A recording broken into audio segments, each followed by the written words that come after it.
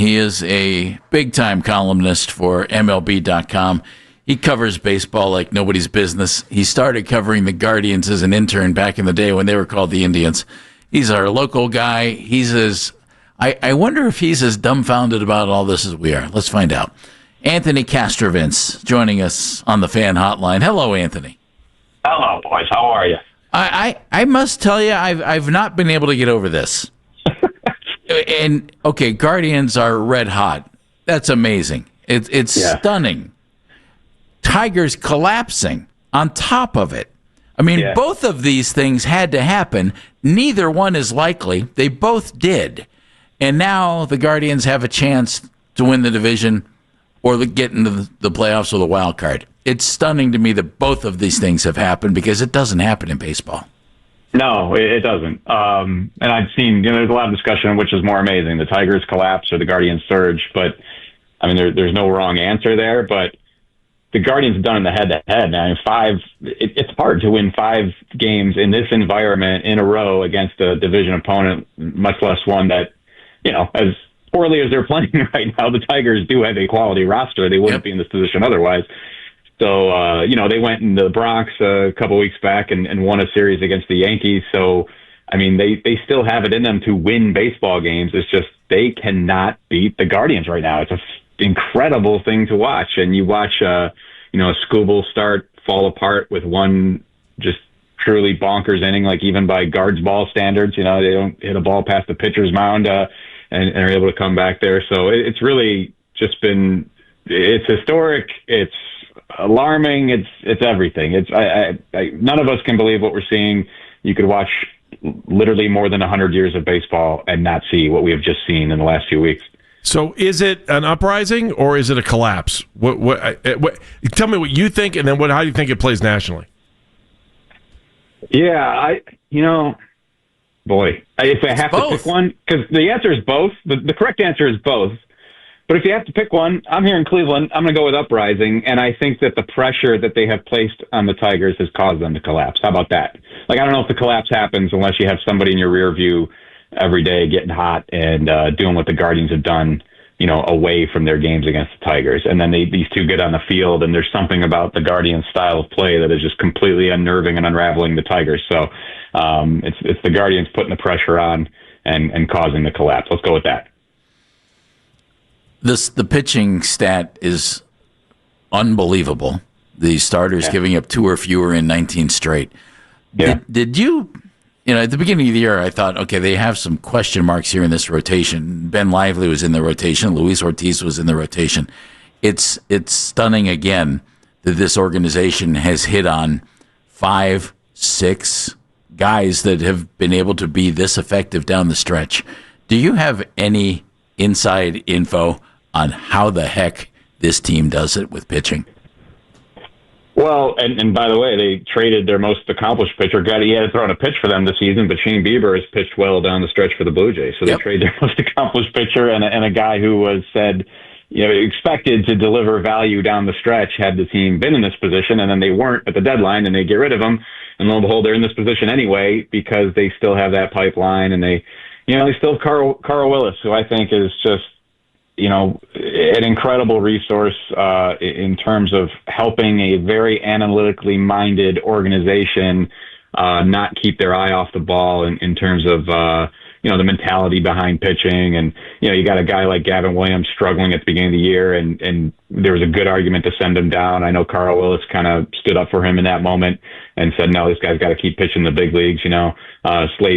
Slade Ciccone. I always want to say Ciccone. We joked about it in spring training. We're both Italian, and both of our names are mispronounced. They're Americanized. So Slade Ciccone, who should be Slade Ciccone.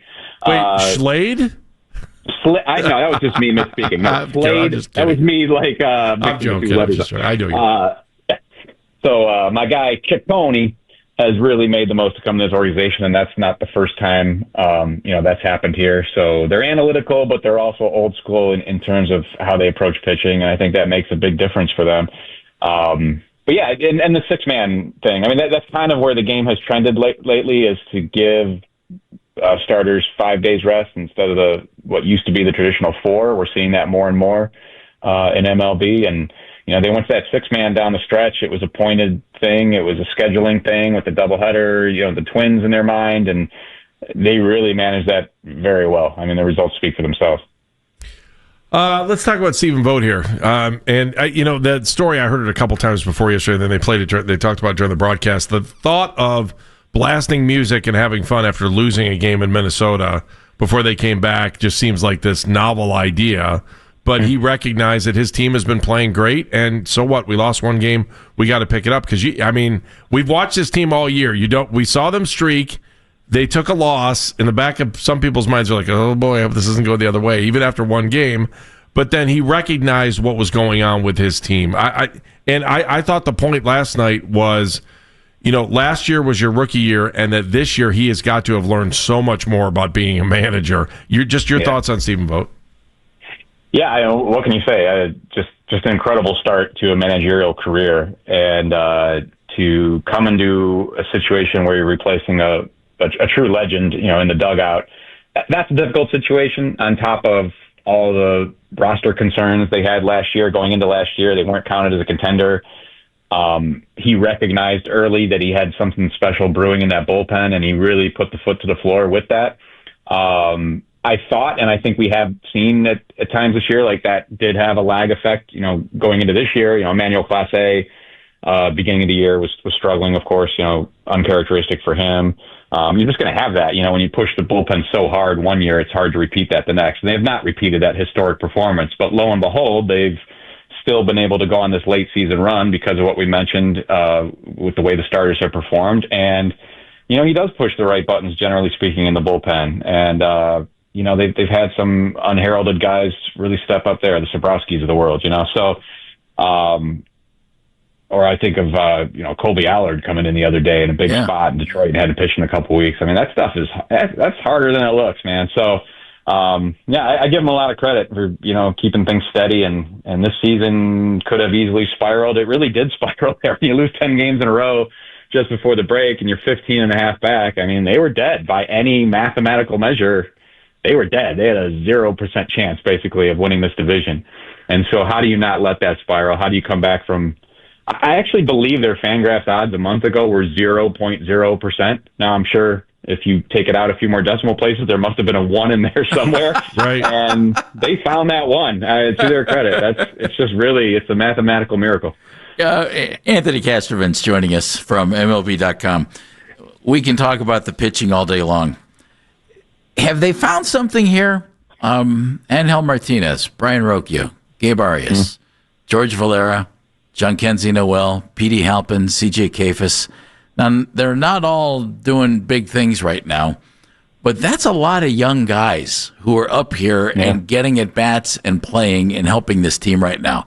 Have they stumbled onto some guys here that might be something?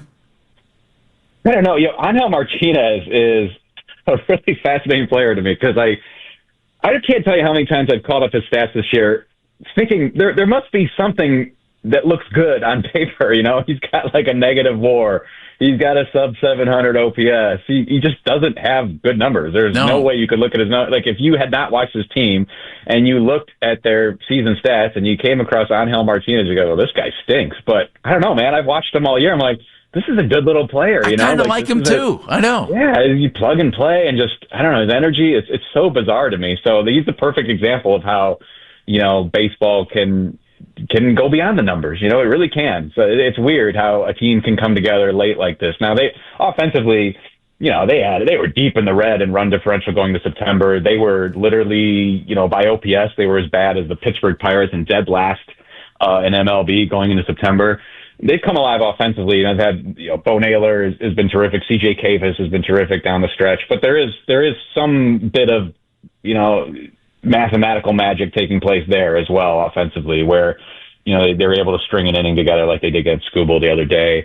They hustle, those things play. Now, do you want to build your team like that every year? I still can't advocate for that. As much success as they had last year and this year, I would still advocate for getting a banger in the lineup, a guy who can play every day and hit the ball over the fence. Like that would sure be nice to have, to augment, what they have in Jose Ramirez and Stephen Kwan. But my goodness, I mean, it's amazing what they're able to get with what they have. Is there any way you're tinkering with the rotation here? No, just let it ride, man. This is they have a real momentum going. They're feeding off of each other. They're using the extra rest to their advantage with these guys, and it's just let it ride. There'll be a tough. But if Sunday, tough matchup, if for some reason Sunday becomes a must-win, you're probably flipping Williams back into that spot, right?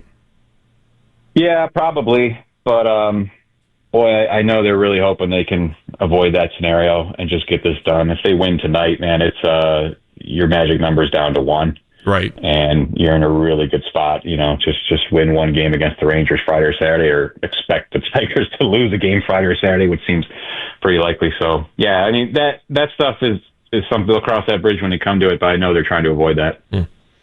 Anthony Castrovince. Because you think about the advantage they would have. Let's say it's the Tigers in the wild card spot. Right. Whoever it is in the wild card spot is likely coming down to the final day of the season, it would appear. And that means whoever you are playing will have burned their best pitcher on Sunday and then has to come here on Tuesday, if you win the division. So that's just a great scenario where if you could have your rotation reasonably rested and your opponent is not rested and you're hosting those best of 3 here, and that's a really good spot. Mm-hmm. What would you think? I don't know how this would play. Guardians Tigers in the playoffs. Well, the only problem there is just the law of averages, right? I mean, how many times can you beat a team in 3 weeks in baseball? It's really hard to do, but they've made it look easy last week and this week, but it's a lot harder than it looks. These teams know each other very well. And I think that the overall series number is exactly tied, or as close. Yeah. It was within one game as of last night. Yeah, that's been a really fun thing to track in the last year, where they finally played. The first time they ever played each other in playoffs was last year, which is crazy for as long as they've been around. But of course, the playoff format hasn't always been this way. But it's pretty nuts how the all-time record against each other is so close. I think this is usually overblown. In this case, I don't think it is.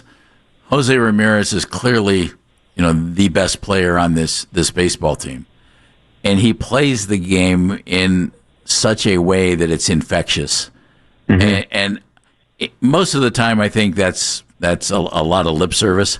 In this case, I don't think it is, Anthony, because of the way the young guys kind of follow suit and play in a similar scrappy style. Do you think, is there any validity to that?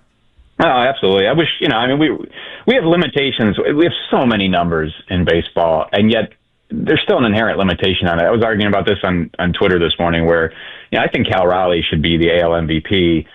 He doesn't have the offensive numbers for Aaron Judge. It's very clear. He's just shy of Judge if you look at FanGraphs wins above replacement. But how do you put numbers on getting dinged up behind the plate and the daily preparation with the pitching staff? And they've used 30-something pitchers, and it's one of the best staffs in baseball. I mean, he's a big part of that. So it's hard. It's hard to get to a player's true value with numbers alone, and that's definitely the case with Jose.